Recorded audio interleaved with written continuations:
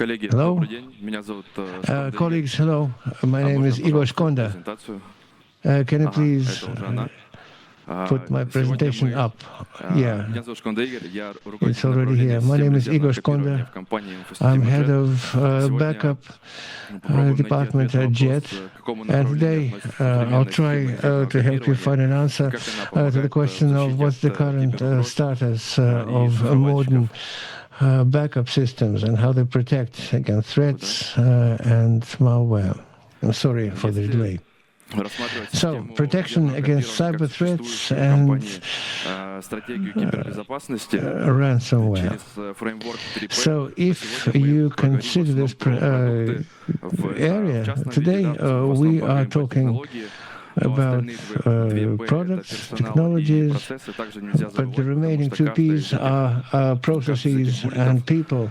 One shouldn't forget about these areas because they are very important aspects to build a backup and data restoration system. We're sure that the data backup system is the last line of defense to protect you against ransomware, because no other systems have this functionality. You can use different tools, but it's only a backup system that will provide you with the ability to restore data with the required consistency. We have heard a lot here that the whole business rotates around business, so data is really important now. In a modern backup system, and when I say modern, I rather mean a backup system that appeared in the middle of 2022, more often than not Russian-made. We identify two problems, which area they belong to, and it's about the question of import substitution. There are a number of adjacent problems that we're not going to dwell on today because we're in a fast track now, but they're also very important, especially in the context of import substitution.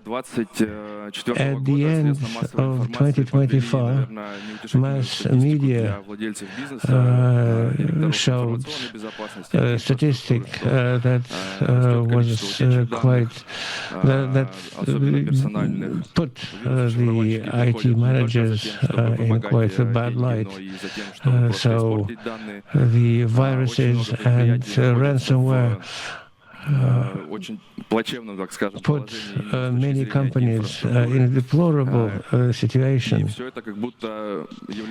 in terms of the IT infrastructure, and it was all seen as a sign that something needed to be changed. And what needed to be changed in the first place is the IT infrastructure and the backup architecture. The typical backup architecture looks like in this slide.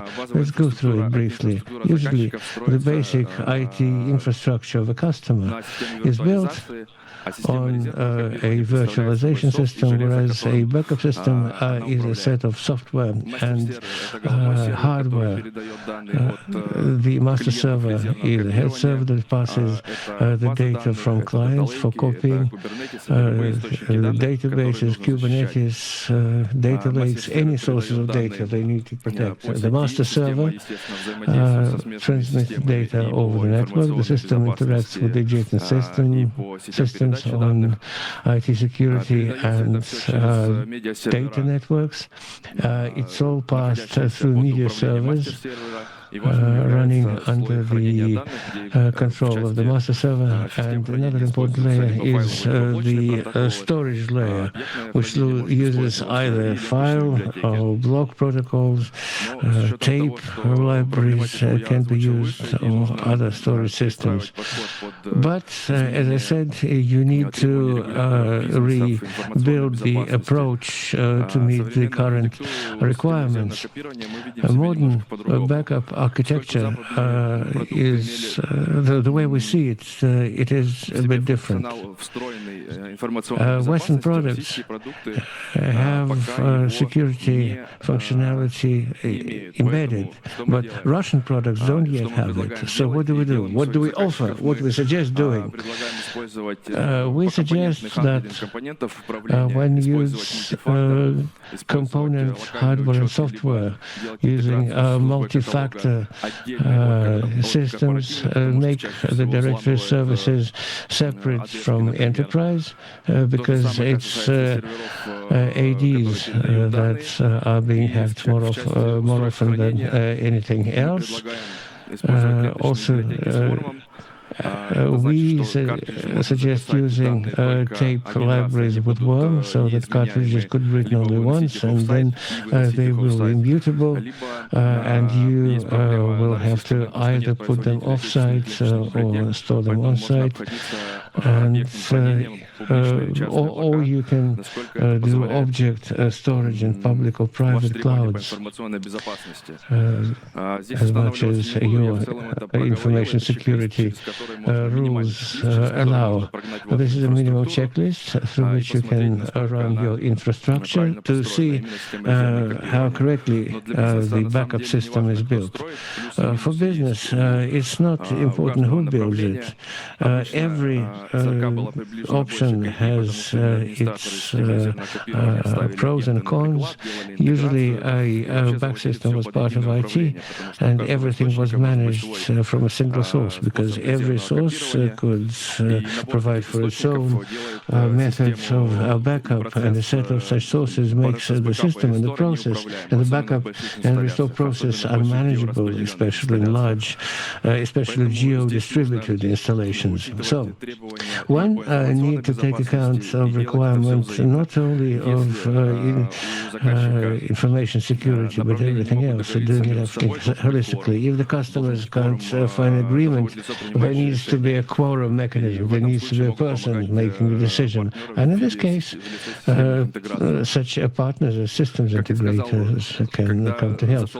As I said, when the ransomware has appeared in the system and made everything inaccessible, and data, especially in the bank, costs a lot. It doesn't matter who's going to restore it. The important thing is for it to be restorable, and we write processes and write response plans to do that.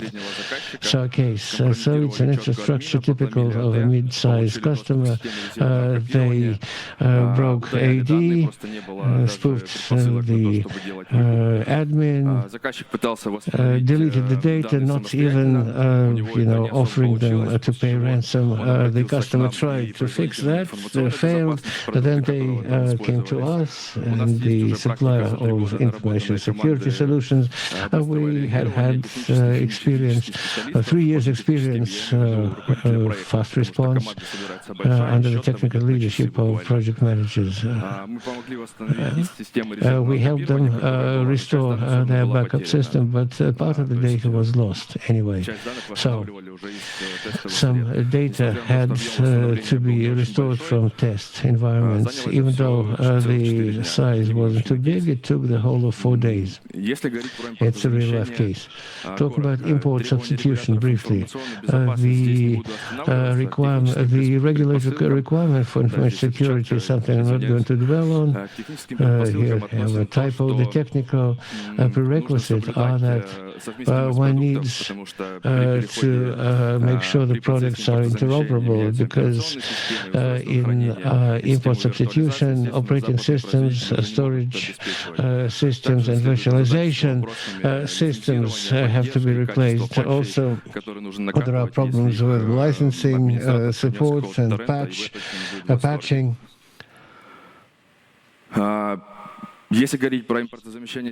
Regarding backup import substitution, we identify 2 main tracks here. This is first is the migration from Western solution, and here we run an audit in order to understand which infrastructure entities map on the information systems, physical or logical, because quite often business people, the customers themselves don't quite understand what the system consists of. And it's very important to understand it all very well, to not only provide for data restoration, but also for fast data restoration. Of course, you can do it yourself, but we help the customer. We have our own checklists. We do pilots on the Russian solutions, some test data, and only then we go to production. With the installation of a new backup system, it's a bit simpler. We just talk to the customer and do the sizing for the IT infrastructure. In conclusion, I'd like every one of you to either think themselves or to pass on to those who are responsible for backup in your company when you ran backup restore cycle last, because one needs to keep practicing that. So if something happens to your production Monday, how much time will you need to bring back into operation? The last slide, please help me with this. Paul, your feedback is very valuable for me. Colleagues and I wrote how to protect from ransomware in this article, and this talks about both information security and infrastructure tools. Thank you. Igor, thank you very much. There are no questions at the fast track. Questions, well, you can discuss questions offline.